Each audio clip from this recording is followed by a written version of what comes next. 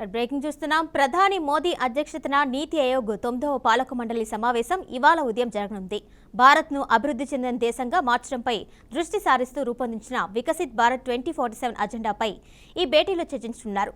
నీతి ఆయోగ్ సమావేశంలో ఏపీ ముఖ్యమంత్రి చంద్రబాబు పాల్గొనున్నారు. ఇటీవల కేంద్ర బడ్జెట్లో ఏపీకి కేటాయించిన నిధులు, రాష్ట్ర సమస్యలపై ఈ సమావేశంలో చంద్రబాబు చర్చించే అవకాశం ఉంది.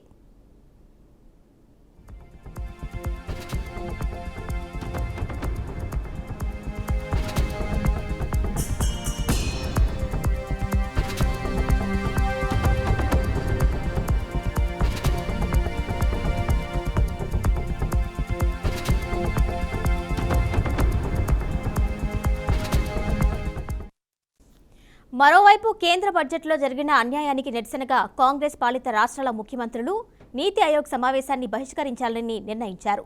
తెలంగాణ సీఎం రేవంత్ రెడ్డితో పాటు కర్ణాటక, హిమాచల్ ప్రదేశ్ సీఎంలు సిద్ధరామయ్య, సుఖ్వీందర్ సింగ్ సుఖా ఇందులో పాల్గొనడం లేదు.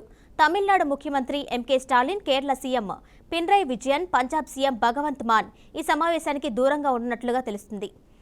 ఇక దీని సంబంధించి మరింత సమాచారం మా అమరావతి బ్యూరో చీఫ్ ఏడుకొండలు అందిస్తారు. ఏడుకొండలు కిరణ్మయ్యి ఈ రోజు ఢిల్లీలో జరగనున్నటువంటి నీతి ఆయోగ్ సమావేశంలో పాల్గొనేందుకు ఏపీ సీఎం చంద్రబాబు నాయుడు ఇప్పటికే అక్కడ ఢిల్లీకి చేరుకున్నారు నిన్ననే. అయితే ఈ రోజు ముఖ్యంగా నీతి ఆయోగ్ లో వికసిత భారత్ 2047 అజెండాగా జరిగేటువంటి నీతి ఆయోగ్ భేటీలో ఈ యొక్క ఏపీ అభివృద్ధి పైన ఆయన ప్రస్తావించనున్నారు. ముఖ్యంగా వికసిత్ భారత్ 2047లో భాగంగా Viksit Bharat AP 2047 vision document రూపకల్పన కూడా ఇప్పటికే ఏపీ ప్రభుత్వం చేపట్టింది. అయితే వికసిత్ భారత్ లో భాగంగానే ఈ రోజు పలు అంశాలను నీతి ఆయోగ్ భేటీలో ఆయన ప్రస్తావించనున్నారు. అయితే ఆంధ్రప్రదేశ్ కు ఉన్నటువంటి సమస్యలు, ఎదుర్కొంటున్నటువంటి సవాళ్లను కూడా ఆయన వివరించేటువంటి అవకాశం ఉంది. అయితే ముఖ్యంగా ఏపీ లక్ష్య సాధనకు అమరావతి, పోలవరం ప్రాజెక్టులు ఏ విధంగా ఉపకరిస్తాయి అనే దాని మీద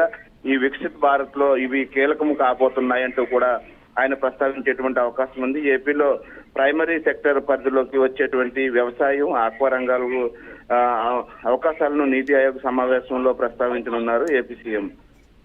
Kiranmayi. Right Yedukondalu, thank you.